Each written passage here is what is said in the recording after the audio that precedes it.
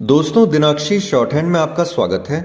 अगर आप चैनल पर नए हैं तो चैनल को सब्सक्राइब करें और बेल आइकन जरूर दबाएं।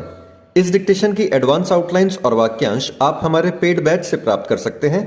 हमारे पेड बैच में आपको प्रतिदिन सभी डिक्टेशंस की एडवांस आउटलाइंस और वाक्यांश दिए जाते हैं।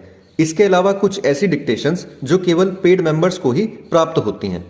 हमारे पेड बैच के बारे में संपूर्ण जानकारी प्राप्त करने के लिए और हमारे बैच को ज्वाइन करने के लिए आप डिस्क्रिप्शन बॉक्स में दिए गए मोबाइल नंबर पर व्हाट्सएप कर सकते हैं। इस डिक्टेशन की डेमो आउटलाइंस आप हमारे टेलीग्राम ग्रुप से प्राप्त कर सकते हैं। तो चलिए डिक्टेशन को स्टार्ट करते हैं। डिक्टेशन 5 सेकंड बाद स्टार्ट होगी। Ready, start. विपक्ष के रवैये से यही स्पष्ट हो रहा है कि चीन को लेकर संसद में हंगामा जारी रहेगा। जहां विपक्ष तवांग में चीनी सेना से झड़प के बाद चीन से लगती सीमा पर वस्तु स्थिति को लेकर चर्चा चाह रहा है, वहीं सत्ता पक्ष रक्षा मंत्री के वक्तव्य को पर्याप्त बता रहा है। यदि सत्ता पक्ष और विपक्ष में इसी तरह गतिरोध जारी रहा तो इससे दुनिया को यही संदेश जाएगा कि चीन को लेकर भारत का राजनीतिक नेतृत्व एकजुट नहीं। यह अच्छी स्थिति नहीं होगी, क्योंकि इस विषय पर पक्ष विपक्ष को न केवल एकजुट होना चाहिए बल्कि दिखना भी चाहिए। यह दुर्भाग्यपूर्ण है कि ऐसी स्थिति नहीं बन रही है। यह स्थिति न केवल सत्ता पक्ष और विपक्ष के बीच के अविश्वास को प्रकट करती है, बल्कि यह भी रेखांकित करती है कि राष्ट्रीय सुरक्षा के मसले पर भी वे एक सुर में बोलने को तैयार नहीं। इसका लाभ चीन उठा सकता है, जो अपनी हरकतों से देश के मनोबल को प्रभावित करना चाहता है। चीन के इस कुटिल इरादे को पक्ष विपक्ष के नेताओं को भांपना चाहिए और उन्हें एक सुर में उसे जवाब देने के लिए आगे आना चाहिए।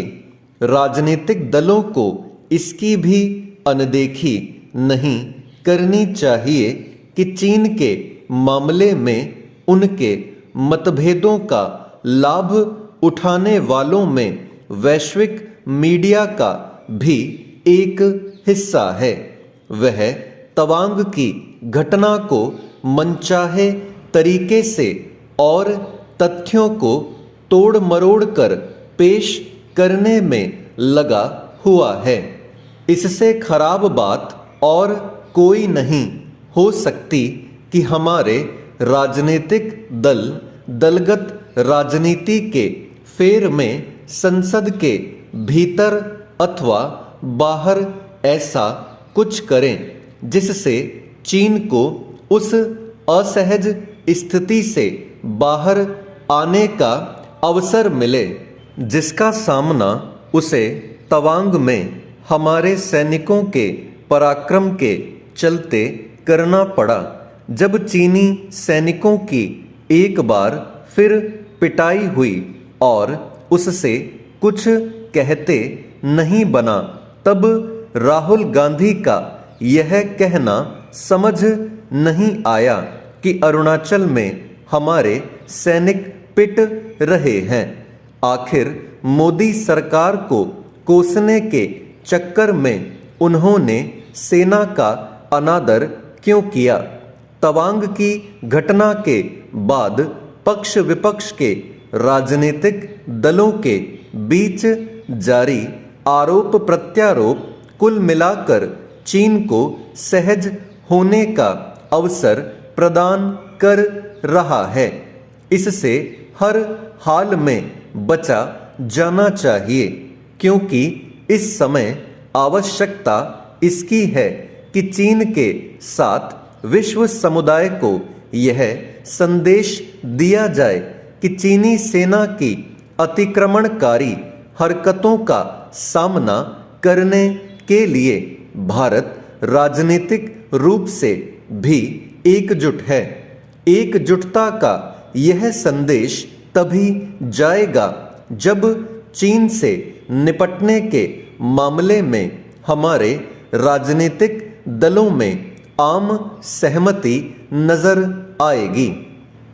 उचित यह होगा कि सत्ता पक्ष इसके लिए जतन करे कि चीन के मामले में विपक्ष आम सहमति की राह पर चलने के लिए तैयार हों।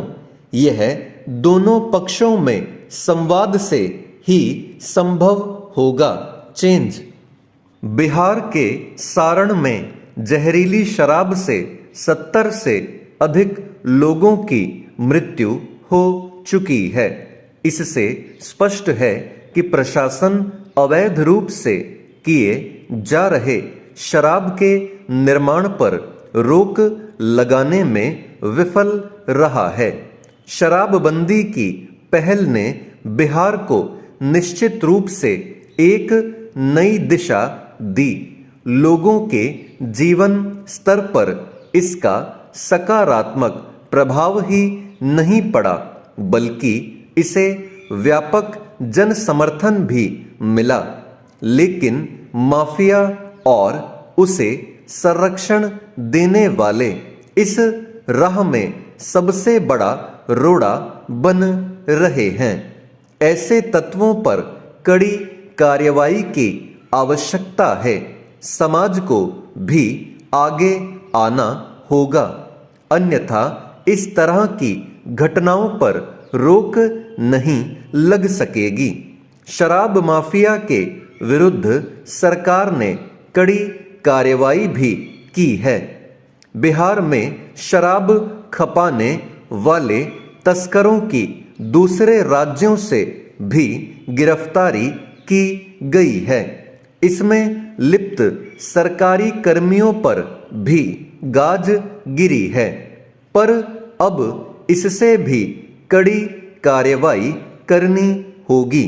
सारण में हुए कांड ने साफ कर दिया है कि इतने व्यापक स्तर पर शराब का निर्माण पुलिस की मिलीभगत के बिना नहीं हो सकता है। इसके प्रमाण भी हैं। जब चौकीदार स्वयं शराब पीकर इसका शिकार हुआ तो स्पष्ट है कि सब कुछ उसकी जानकारी में था और एक चौकीदार की इतनी हैसियत नहीं है कि वह अपने स्तर पर ही इन सूचनाओं को छिपाकर धंधा चलाने वालों को संरक्षण देता रहा हो। इसमें और भी बड़ी मछलियां हैं, उन्हें चिन्हित करना होगा, क्योंकि ग्रामीण क्षेत्रों में यह सब धड़ल्ले से होता है। यह भी देखा जाना चाहिए कि स्पिरिट की आपूर्ति कहां से हो रही थी। जब थाना से ही स्पिरिट गायब हो जाए तो व्यवस्था पर सवाल उठना स्वाभाविक है। प्रथम दृष्टया यह बात भी सामने आ चुकी है। स्टेट हाईवे होकर गुजरने वाले टैंकरों से चोरी छिपे स्पिरिट की आपूर्ति की जाती है। यह क्षेत्र के लोग भी बता रहे। उन्हें संरक्षण कहां से मिल रहा है। उन्हीं क्षेत्रों में ऐसी घटनाएं पहले भी क्यों हुई, इन सब की पड़ताल करते हुए दोषियों पर कड़ी से कड़ी कार्रवाई की जानी चाहिए। साथ ही समाज के प्रबुद्ध जन, सामाजिक संस्थाओं, जनप्रतिनिधियों को भी लोगों में जागरूकता फैलानी होगी। स्टॉप।